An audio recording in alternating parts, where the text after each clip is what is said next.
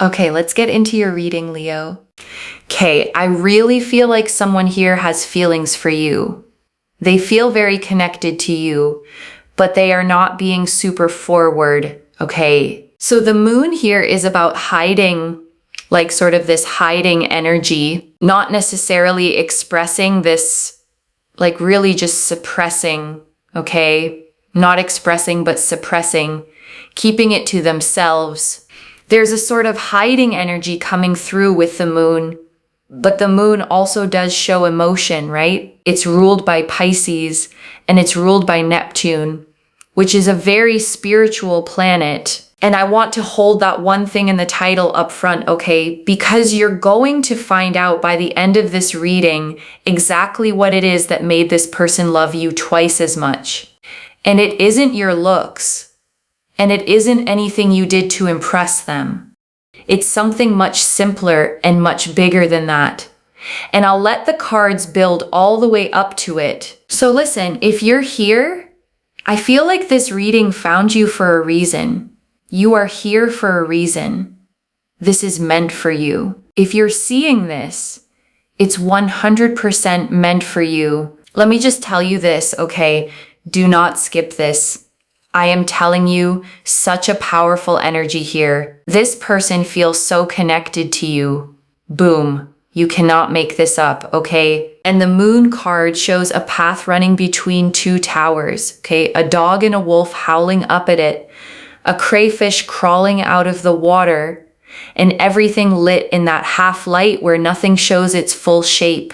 And it's the perfect card to open this because it's the card of things kept hidden, of feelings under the surface, of an emotion that's real, but not yet brought into the light. And I want you to understand what that means about this person from the very start, okay? The silence you've been experiencing from them is not empty.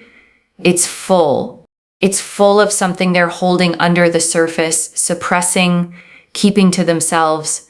And the moon is telling you there is a whole emotional world going on in there that you haven't been allowed to see yet. The Ten of Pentacles. The Ten of Pentacles shows that this person feels so connected to you, so drawn to you. They see you as life partner material. They see you as the kind of person they can be with, they can grow with, they can have something work out with. They feel so connected to you and so drawn to you. They literally appreciate you so much, and they literally see that you can be their life partner. And I want to be clear about how significant this specific card is here, okay? Because the Ten of Pentacles is not a crush card. It's not a butterflies card. It shows an old man with his dogs, a couple, a child, 3 generations standing together under an archway with the family crest carved into the stone. It is the card of legacy, of building something that lasts generations. So when this is the card for how they see you, okay, they are not thinking about a fling. They're thinking about a life, the whole architecture of a future, a home, a family, growing old. That's the scale of what they see when they look at you. And that scale is part of why they've gone so quiet, because it's a lot to feel and not know what to do with. And I want to name something specific about being seen this way, okay? Because it cuts both directions. Being seen as life partner material is the most flattering thing in this reading. And it's also the reason for the paralysis, because you don't get nervous about someone you see as temporary. You get careful, painfully careful, about the person you've decided you want for life. So the very weight that's freezing them, okay, is the proof of how seriously they're taking you. A casual feeling moves fast because it has nothing to lose. A life partner feeling moves slow because it feels like it has everything to lose, and this person is moving slow for the biggest possible reason. Now, with the Five of Swords, I'm going to check this out, because why did the Five of Swords come out with the Ten of Pentacles? Okay, the Five of Swords. This person loves you a lot. They care so much about you, okay? They feel like you are so, so special. Your person here feels that you are so, so special. You are so kind. You're literally life partner material. The reason why we have this Five of Swords is because they have been so traumatized and hurt in their past, okay? So romantically, they've been so hurt and so frustrated regarding their past. They literally think to themselves, oh my God, I've been through so much in the past. I've gone through so much pain and heartbreak and sadness and frustration and pain and trauma. I've been through so much. And they get scared. They get overwhelmed. They don't know how to cope with it, right? And the Five of Swords shows a figure gathering up swords, okay? A slight smirk, two other figures walking away in the background, heads down, defeated. And it's the card of the hollow victory, of conflict that leaves everyone worse off, of battles that cost more than they gave. And when it shows up around someone's past, it means they walked away from love carrying losses, carrying the memory of fights that scarred them. And I want to be gentle and honest about what that does to a person, okay? Because it explains everything that comes after. When love has hurt someone badly enough, their nervous system stops telling the difference between the person who hurt them and the next person who could. A new love, even a safe one, even the right one, sets off the same alarms as the old danger. So when this person hesitates around you, okay, some of what they're feeling isn't even about you at all. It's an old alarm going off. A body remembering pain and bracing before the mind can catch up and say, no, this one is different. This one is safe. And learning to tell those two apart, okay? The old alarm and the real present is exactly the work they have to do before they can come forward. It's not small work and it's not fast. But the Page of Swords and the Hanged Man both say they're genuinely doing it. And so because they've been through so much like pain and trauma in the past love-wise, they get very scared coming forward, but they know that you are the one, okay? They know that you are the one. They just have to get through that trauma and that pain that they've been through. It's not that they are still hung up on their past situations or connections. It's more so the fact that they've been through so much in the past that obviously they just get really overwhelmed, like doing it again. And I want to sit with that distinction, okay, because it's genuinely important and easy to get wrong. They are not hung up on an ex. This is not someone pining for someone else. The thing holding them back is not another person. It's the memory of pain. And those are completely different blocks. It's a bit like, right? If you've been rejected for a job 20 times, going to that 21st job interview can feel quite overwhelming. Even if you feel like, okay, that's definitely going to be the one, you can still have reservations and doubt. It's very normal, right? So that's what I see here, is that they literally believe that you are the one for them. They feel like you are so connected to them. They feel like you are their person, okay? And I want to draw out one more layer of that job interview picture, okay? Because it explains the exact flavor of their hesitation. The person who's been turned down 20 times doesn't just fear the 21st no. They fear their own hope. They've learned that hoping is what makes the rejection hurt. So they protect themselves by refusing to fully hope at all. And that's the quiet battle inside this person, okay? A huge part of them is certain you're the one. And another part is terrified to let itself believe that fully. Because believing it is what would make losing it unbearable. So they hold the certainty and the fear at the very same time. And that is an exhausting way to carry a feeling this big.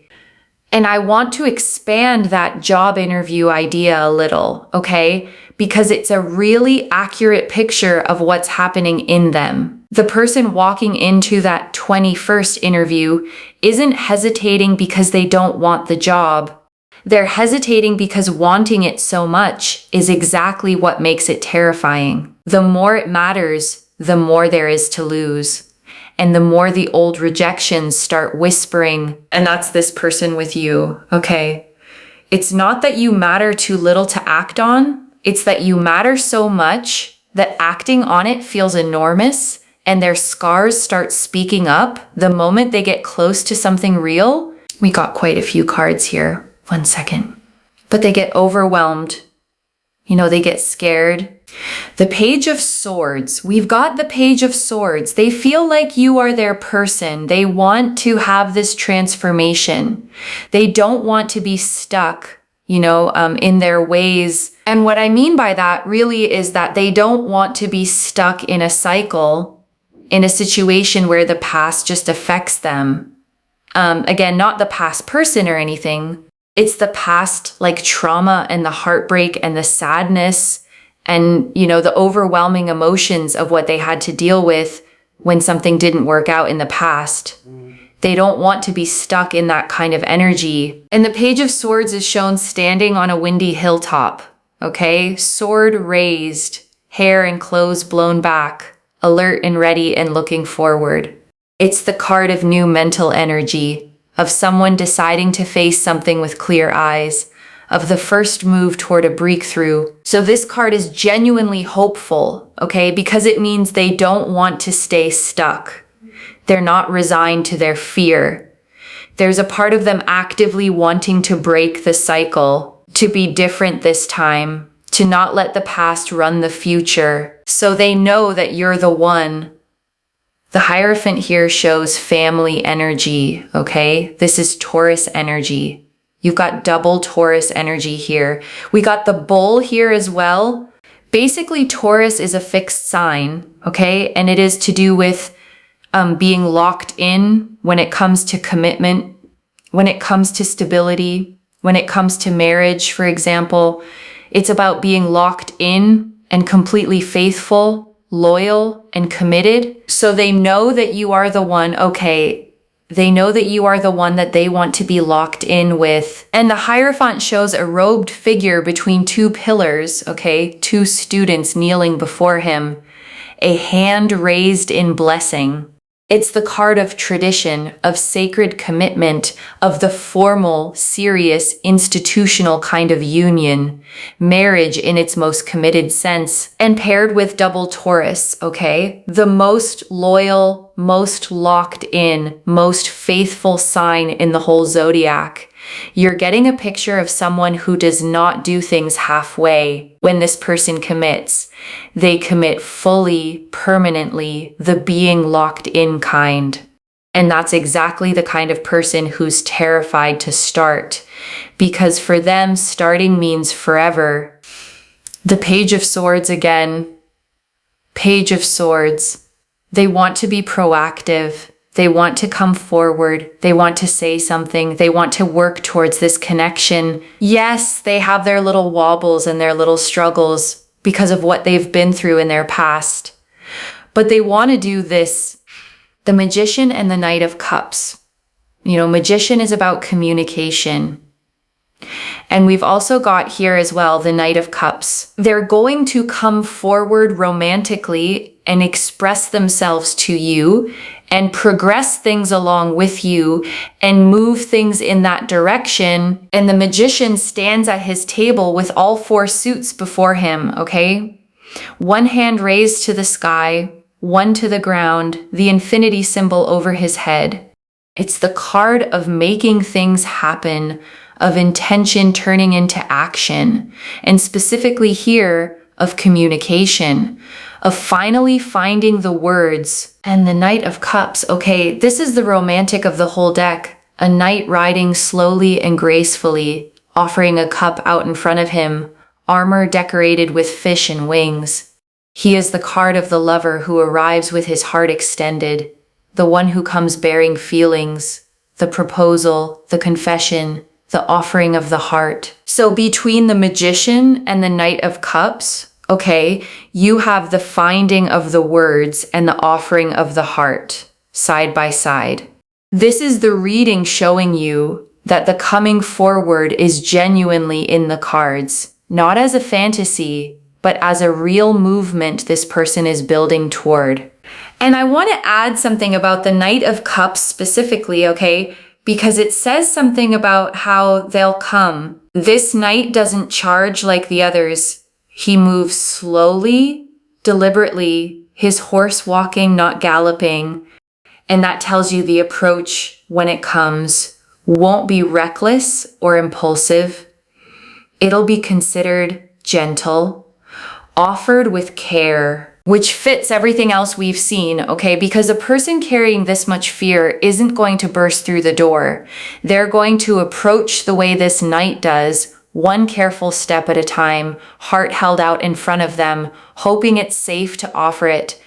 The Hanged Man, and then we also have the Hanged Man, which is them awakening and kind of realizing things and becoming a lot more on the same page and progressing things along with you. And the Hanged Man hangs upside down from a tree by 1 foot, okay? Calm-faced. A halo of light around his head. And here it's a beautiful card to see because it's the card of the shift in perspective. The moment someone finally sees a situation from a completely new angle and something clicks into place. So this is them coming to a realization, okay, a genuine internal awakening where they stop seeing you through the lens of their old fear and start seeing you clearly as the person worth getting over the fear for. Now, if this resonates with you, please like this reading, comment down below, and make sure you subscribe, okay? This person just wants you to know that they love you. They feel connected to you. They feel drawn to you, but they just need a little bit of time to get over their fears, okay? Over their fears. And I want to say something honest about that little bit of time, okay? Because I don't want you to hear it as a promise with a date on it. The cards are very clear that the feeling is real and the coming forward is genuinely building. But someone healing from real trauma moves on their own clock, not yours. And part of protecting yourself here is holding both things at once. The love is real, and you cannot put your own life on pause waiting for their timeline to finish. I don't want you to move on. So we have here, I don't want you to move on. Because they literally do not want you to move on. It's very, very obvious from all of this that they literally do not want you to move on. They do not want you to be with someone else or to be connected with someone else. Please forgive me. We also have here as well, please forgive me, because I do feel like they will come to you with an apology and be like, I'm so sorry this took so long. I'm so sorry it took so much time. I'm so sorry I wasn't able to do enough, okay? They will feel very, very bad and also very, very sad in regards to this. And I want you to actually picture that apology for a second, okay? Because it tells you something about the character underneath the fear. A person who plans to apologize for taking too long is a person who knows their silence had a cost. They're not oblivious to what the waiting did to you. They're aware of it. They feel guilty about it, and they intend to own it. And that awareness is its own kind of care. And I want to sit with the shape of that apology for one more moment, okay? Because there are 3 sorries in it, and each one points at something real. I'm sorry this took so long. That's them acknowledging the waiting. I'm sorry it took so much time. That's them knowing the delay had weight. I'm sorry I wasn't able to do enough. That's them owning that their fear cost you something. And a person rehearsing all 3 of those, okay, even silently, is a person who has been thinking about you far more than their silence ever showed. The apology exists because the caring never stopped. It just couldn't get past the fear to reach you yet. They feel physically very attracted to you. So if you're thinking to yourself, oh my God, are they not doing so much because they're not physically attracted? No, it's got nothing to do with that. because they're physically very attracted to you. They feel very, very connected to you. They feel very drawn to you. It's more so the fact that the fear of things breaking down in their past and that sadness they had to deal with was just all consuming. It was very, very consuming and very overwhelming for them, to the point where it's been so stressful. Okay, so let me tell you something. The one thing that they like so much about you is just you as a whole. Okay, you as a whole. Everything, like just you as a whole. That's the one thing that they really, really like about you, is just you as a whole. You with everything, because you might think, oh, is it because of this? Or, certain parts of your like insecurity, the way you're thinking to yourself, is it because of this? Is they like you as you are, okay? And this is the one thing, okay, this is the answer to the title. The thing that made this person love you twice as much isn't a feature. It isn't one attractive quality you could point to and name. It's the whole of you, the entire person, the parts you'd list as flaws included. The one thing that they really, really love about you is who you are. Like you as you, okay? So they're going to come forward. Don't worry.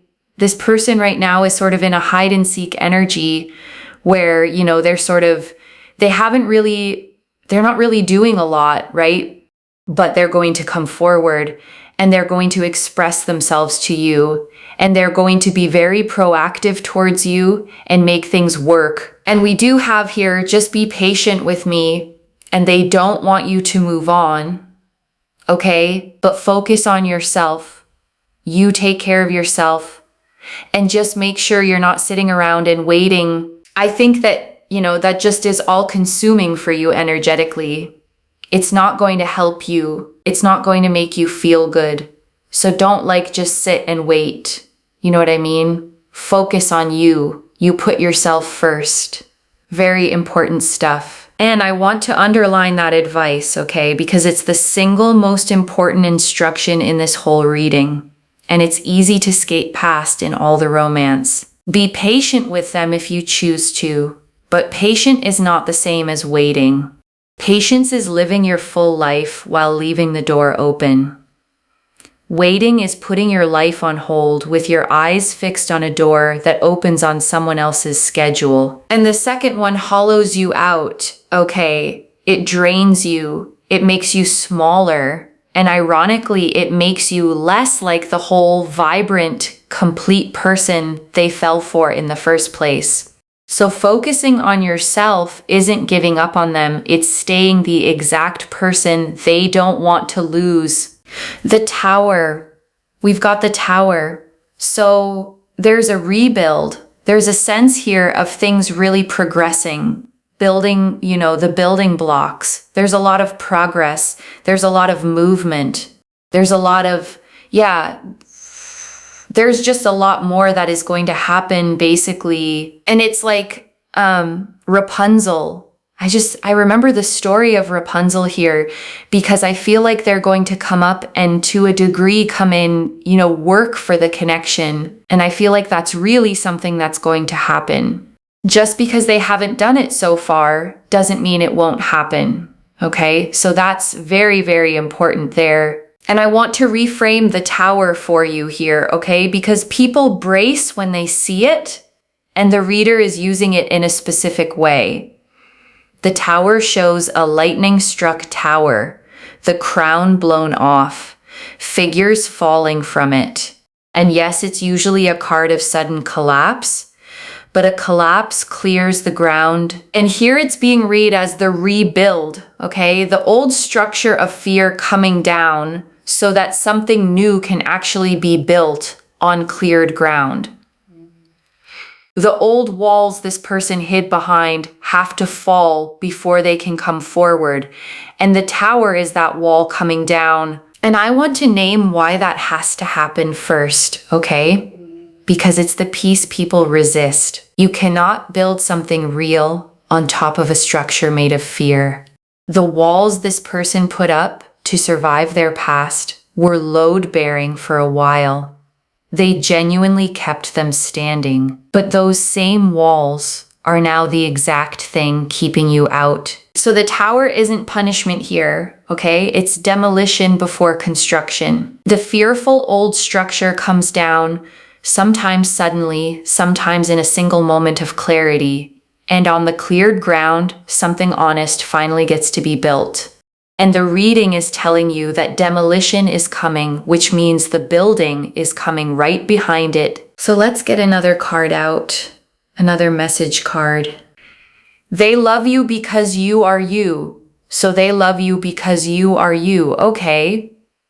With all your emotions and all your vulnerabilities and all your sensitivities and who you are as a person, they love you for who you are. That's the one big thing. Okay. It's not that, oh, they just like your body or, oh, they just like, your hobby or something. It's you for you. And I want to slow all the way down here, okay? Because this is the heart of the whole reading and it deserves more than a passing line. They love the parts of you that you've been taught to apologize for, the emotions you think are too much, the vulnerabilities you try to hide, the sensitivities you've been told to toughen out of. Those exact things, okay? The ones you count as your flaws are the things this person looks at and loves, not tolerates, loves. And that's the one thing that made them love you twice as much. The fact that you're wholly, unapologetically yourself, emotions and all. And I want to speak to why that lands so hard, okay? Because if you're like most people who get this reading, you've spent a lot of your life being loved conditionally, loved for what you provide, loved for how you look on a good day, loved for the version of you that keeps the harder feelings tucked away. And conditional love teaches you something quietly toxic, okay? It teaches you that the real you, the whole you, the one with the big emotions and the tender spots, is too much and has to be managed to keep the love from leaving. And this person breaks that rule, okay? They're not loving the managed version. They're loving the one underneath, the one you were sure had to stay hidden. And being loved like that, wholly, without having to perform, is a completely different experience than anything conditional love ever gave you. And so the birds here show they want to fly and soar and conquer and progress things with you. They want to move through the world with you. They want to move through and do a lot more with you. And the number 7 really sticks out here because this 7 of Cups shows they like you for all the things that you do, or the things that you don't do, or the things that you appreciate, or the things you don't appreciate. They like you for you, and that's the most powerful, most important thing that I can tell you in this reading at this time. And the 7 of Cups shows 7 cups floating in the clouds, okay? Each holding something different, a face, a jewel, a wreath, a dragon, a glowing figure. And usually it's a card of too many options, a fantasy and choice. But here it's being read as all the different facets of you, all the many cups that make up a whole person. And this person doesn't want just one of them.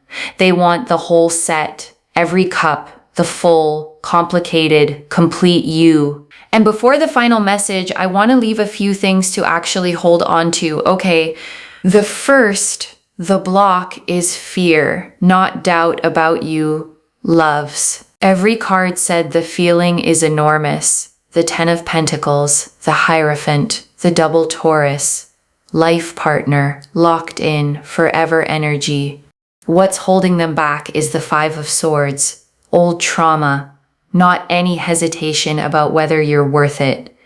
They've already decided you're the one. The second, the one thing they love is the whole of you, not your looks, not one quality, the entire person, emotions and vulnerabilities and sensitivities included. And I want you to actually take that in, because you've probably spent years thinking those were the parts to hide. They're the parts that made someone love you twice as much. The third, focus on yourself and mean it. Patient is not the same as waiting. Live your full life. Keep being the whole, vibrant person they fell for, and let them do the work of getting over their fear on their own side of the street. You don't heal it for them by shrinking your life down to a waiting room. And I want to answer one more thing. Okay, why this reached you now with this much specific detail? Because you were starting to wonder if the reason they weren't moving was something wrong with you, some flaw, some part of you that wasn't enough. And it's the exact opposite, okay? The reason they're frozen is that you're so much the one that acting on it terrifies their old wounds. You were never the problem.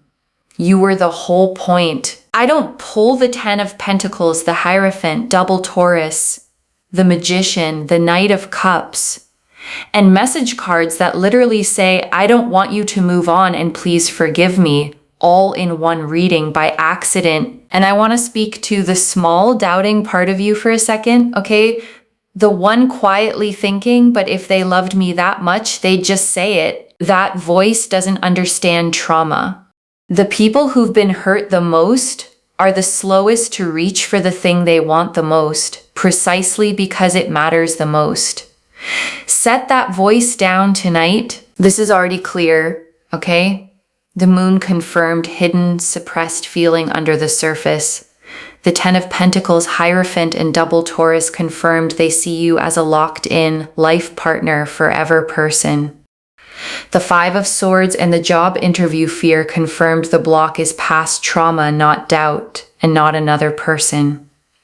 The Page of Swords, Magician, Knight of Cups, and Hanged Man confirmed they want to break the cycle, find the words, and come forward. The message cards confirmed they don't want you to move on and they'll apologize for the delay. And the Tower and 7 of Cups confirmed a rebuild and that they love the whole of you exactly as you are. So let me lay this all out one final time. Okay, slowly, so it actually settles. Someone sees you as their life partner, okay? They're locked in forever, the one person. And they are physically drawn to you and deeply, completely connected to you. And they're frozen, not by doubt about you, but by the scars of a past that hurt them badly. And they're working genuinely toward getting over it and coming forward with an apology for the delay. And the one thing that made them love you twice as much is the whole of you. Every emotion, every vulnerability, every part you thought you had to hide. And your job is to keep being exactly that whole person, focused on your own life, not shrinking into a waiting room for them. One message. They didn't fall for one thing about you.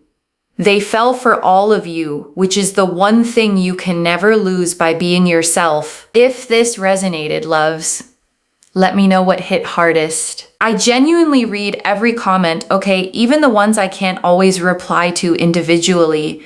Your story becomes part of the reason this reading keeps finding the next person who needs it too. Like this reading, and make sure that you're subscribed, and I'll see you in the next one. Wherever you're watching this from, okay, I want you to actually feel this settle in before you go. You have probably spent a long time, okay, believing the way to be loved was to hide certain parts of yourself, to be less emotional, less sensitive, less much, to smooth yourself down into something easier to want. And here is someone who looked at all of it, okay, the emotions, the vulnerabilities, the sensitivities, the whole unedited person, and loved you more for it, not less. So please stop hiding the parts you thought disqualified you, okay? Because they're the parts that made someone fall. The whole of you was never too much. It was the exact thing that made you unforgettable. Take care of yourself. Bye, loves.